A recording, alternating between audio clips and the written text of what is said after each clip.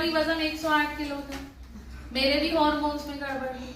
मैंने जिम गई, मैंने अपने पोषण को ठीक किया और मैंने अपने जिम से ही अपने हार्मोन्स ठीक करे बिना किसी दवाई के। हर लड़की को, हर औरत को 45 मिनट का व्यायाम जरूरी है। अब वो व्यायाम आप किसी भी रूप में करें, भाग के करें, चल के करें, जिम जाके करें, योगा करके करें, पर वो व्यायाम जरूरी है। जिन लड़कियों के दाढ़ी मूछें आ रही हैं यानी उनका विकसित गलत हो रहा है हार्मोन, वो हार्मोन गलत है। तो आपको वो ध्यान देना है कि हमारे अंडाशय ज्यादा अंडे ना बनाए, और वो अंडे कब नहीं बनाएगा, जब हमारा जो मैच्योर दिमाग है वो अपनी उम्र के हिसाब से मैच्योर हो, ना कि उससे बड़ा होता चला जाए। और वो कौन हो सकता है, वो करता है आपका मोबाइल फोन, जो आप रील्स देखते हो, यूट्यूब चैनल चलाते हो, ये सब बकवास है। इस उम्र में आपको बहुत ध्यान देना है, ये बहुत नाजुक उम्र है, जो मैंने क्या बताई थी, 10 से 21 साल।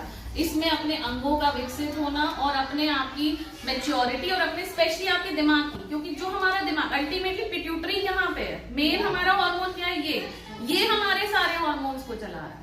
अगर हमारे दिमाग में अगर एक अच्छी सोच रहेगी या अच्छा व्यायाम हम करेंगे तो हमारे हार्मोन्स भी बढ़िया तरीके से चल चलेंगे।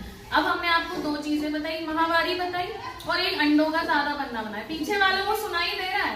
yes, नहीं सुनाई दे बताना, और कोई भी प्रश्न हो मैं पूरा 10 मिनट का समय दूंगी, मुझे चाहिए आप मेरे से प्रश्न पूछिए, ठीक है। अब आते हैं, हमारा तीसरा चरण क्या आ गया, वाइट डिस्चार्ज। हमारा कोई भी करियर है, कोई भी हो, मैं आपको बताऊं सबसे ज्यादा जो टफ पढ़ाई होती है वो कौन सी होती है, जो मैं जो खड़ी हूँ डॉक्टरी की, इसमें इतनी पढ़ाई है क्योंकि एक एक अंग, यहाँ तक कि उंगली तक का डेफिनेशन जो है ना, उंगली की डेफिनेशन भी एक पूरी किताब में, मतलब आप सोचे होंगे कितनी किताबें पढ़ी होंगी। स्ट्रेस होता है, पर स्ट्रेस सबसे बड़ा कारण होता है आपके हार्मोन्स बदलने। स्ट्रेस सबसे बड़ा कारण होता है आपका मोटापा बढ़ाने का। अगर मैं भी स्ट्रेस लूंगी तो मैं भी मोटी होंगी, क्योंकि स्ट्रेस में क्या होता है, ऑक्सीजन चाहिए होती है दिमाग को, और ऑक्सीजन के लिए दिमाग को क्या चाहिए, खाना। अब जब स्ट्रेस होगा तो हम क्या करेंगे, आओ खाओ, जो मिल रहा है खाओ, है ना। तो स्ट्रेस में ऑक्सीजन चाहिए होती है, ऑक्सीजन की डिमांड बढ़ जाती है दिमाग की, और ऑक्सीजन की डिमांड बढ़ती है तो हमें खाने के लिए बहुत सारी चीजें चाहिए होती। तो हमें क्या करना है, स्ट्रेस लेवल को कम करना है। अगर स्ट्रेस लेवल ज्यादा होगा तो हमारे ये हार्मोन्स काम करने बंद ही कर देंगे और हम कुछ नहीं करने लायक बचेंगे। करियर में, आप करियर ओरिएंटेड होना बहुत जरूरी है, सबको होना चाहिए। एक जीवन का लक्ष्य होना चाहिए, जीवन में लक्ष्य नहीं तो जीवन जीने का कोई मकसद नहीं। मैं आज तक एक पढ़ाई कर रही हूँ, मेरी इनफर्टिलिटी कोर्स खत्म हो गया, बांझपन का कर लिया, मैं पीसीओडी का कर रही हूँ, जबकि मेरी उम्र अगले साल 40 की होगी, लेकिन मेरी पढ़ाई चल रही है। क्यों? क्योंकि मुझे एक और डिग्री की भूख हो गई कि मेरे अंदर खूब सारी डिग्रियां जुड़ती है। करियर बनाने के लिए अगर हम स्ट्रेस लेंगे तो हम अपनी हेल्थ को इफेक्ट करेंगे।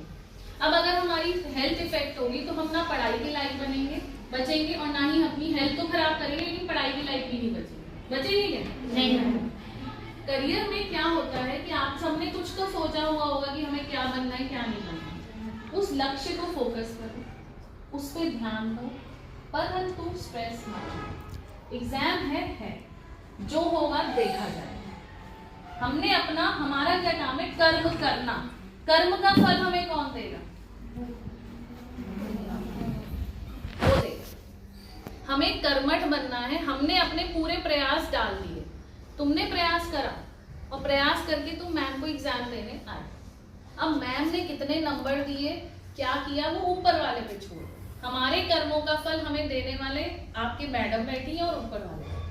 अगर हम उसे टेंशन में करेंगे तो वो जितना हमें याद होगा वो भी भूल जाएंगे। तो पहला ये चीज है कि कभी भी स्ट्रेस लेके एग्जाम देने मत आइए। स्ट्रेस है, अपने प्रभु को याद करिए, अपने माता पिता को याद करिए, और थोड़ी देर 5 मिनट मैं सबको बोलूंगी एग्जाम वाले दिन तो स्पेशली मेडिटेशन करें। 5 मिनट आंखें बंद करें और जिसको भी जो भी कुछ है बस 5 मिनट आंखें बंद करके ईश्वर से, परमात्मा से ये प्रेयर करें कि भगवान मेरा जो भी मैंने कर्म करने थे मैंने कर लिए, अब सब कुछ तेरे हवाले। जब हम ऐसी प्रार्थना करते हैं और भगवान पे ही सब छोड़ देते हैं तो अच्छा ही रिजल्ट मिलता है। स्ट्रेस लेके आप लोग कभी कुछ भी हासिल नहीं कर पाओ।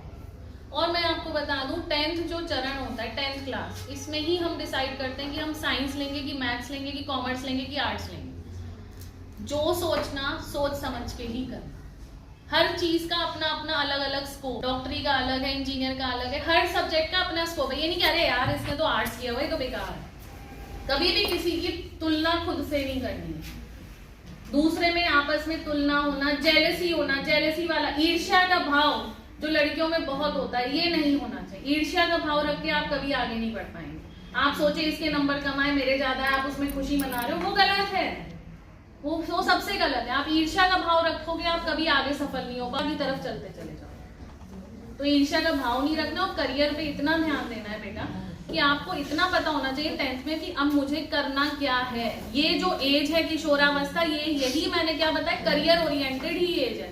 इसमें इधर उधर ध्यान नहीं जाना चाहिए। आपको ये देखना है कि अब मुझे ये मेरा लक्ष्य है और इस लक्ष्य को पाने के लिए मैं हर मुमकिन कोशिश करूंगी करूंगी करूंगी। ठीक है। और आखिरी में मैं आपको एक बहुत बढ़िया सा स्लोगन सुनाती हूँ। जैसे कि मैंने कहा, जगत जननी कौन? जगत जननी कौन? तो आज हम बताते हैं, आप सबको मेरे साथ बोलना है, जब नारी ही है शक्ति सारी, जब नारी है शक्ति सारी, और तेज, जब नारी ही है शक्ति सारी, जब नारी है शक्ति सारी, तो फिर क्यों कहें हम उसे बेचारी, क्यों फिर क्यों कहें हम उसे बेचारी, तो फिर क्यों कहें हम उसे बेचारी, जब नारी ही है शक्ति सारी, हाथ खड़े करके बोलो, जब जब नारी नारी है शक्ति सारी, तो फिर क्यों कहें हम उसे बेचारी, क्यों कहें बेचारी, क्यों कहें बेचारी।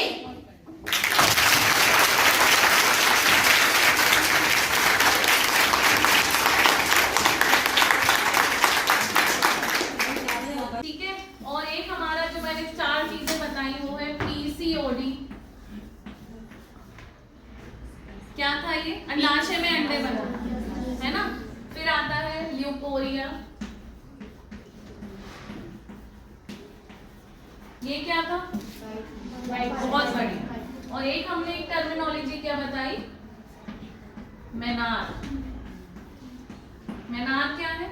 महीने का शुरुआत। हो गया। आगे आप सब सभागार में उपस्थित हमारे सम्मानीय अतिथि डॉक्टर विभा मेहरोत्रा, जो प्रसूति रोग विशेषज्ञ हैं और उत्तराखंड GODS में सचिव भी हैं, तो सबसे पहले तो मैं उनका बहुत हार्दिक अभिनंदन, स्वागत और आभार करती हूँ कि उन्होंने हमारे आमंत्रण को स्वीकार किया।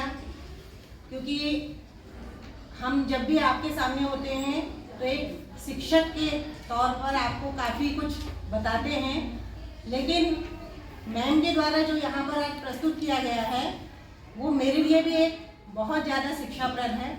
क्योंकि कई ऐसी जानकारियाँ हैं जिससे हम भी ज़्यादा उनका हमें पता नहीं था, तो मैम ने आज इतनी अच्छी जानकारी दी है। क्योंकि स्वास्थ्य सबसे पहली चीज़ है। स्वास्थ्य, अगर आपका स्वास्थ्य सही है, इसका अर्थ यह है कि आप सारे कार्य अच्छी तरीके से कर सकते हैं। तो उन्होंने जो हमें महत्ता बताई है कि यदि हम अपने स्वास्थ्य के प्रति सचेत हैं, और ऐसा नहीं है कि किसी बीमारी के आने के बाद हम उसके लिए सजग हों, तो ये चीज़ हमें थोड़ा सा अपने को सुधारना होगा। और वही सारे पॉइंट्स आप बच्चों को मैम ने बताए हैं, और मैं उम्मीद करती हूँ कि जितने भी पॉइंट्स मैम के द्वारा बताए गए हैं, हर बच्चे ने उसको ध्यान से सुना होगा। और सुनने के बाद उस पर अमल करना भी जरूरी है बेटा। कोई भी व्यक्ति यदि इतनी समय आपको दे रहा है, अपना बहुमूल्य समय दे रहा है, तो उस समय की कीमत हमें समझनी चाहिए। और उनके अनुसार जो भी हमें मार्ग दिखाया गया है, जो भी हमें बताया गया है, उसको यदि हमने पालन नहीं किया, उसको नहीं माना भविष्य में, तो वो हमारे लिए ही गलत होगा। क्योंकि जिस तरीके की बीमारियों से हमें आज बताया गया है मैम के द्वारा, तो वो बीमारियां वास्तव में जब किसी व्यक्ति को हो जाती हैं, तो उसके अनुभव को यदि आप कभी सुनेंगे तब महसूस करेंगे कि हम पहले क्यों नहीं जाने। बीमारी होने के बाद एक अलग स्थिति हो जाती है, और खासकर ऐसी बीमारी जिसका कोई इलाज नहीं। तो यदि हम समय से पहले उसके जाग जाएं, और जितना भी आज बताया गया है वो चीज़ें अगर हम करने लगें, तो वास्तव में बहुत हद तक हम भविष्य में बीमारियों से दूर रह सकते हैं। तो हर बच्चे की तरफ से भी और विद्यालय स्टाफ की तरफ से भी मैम मैं फिर से आपका बहुत बहुत धन्यवाद करती हूँ।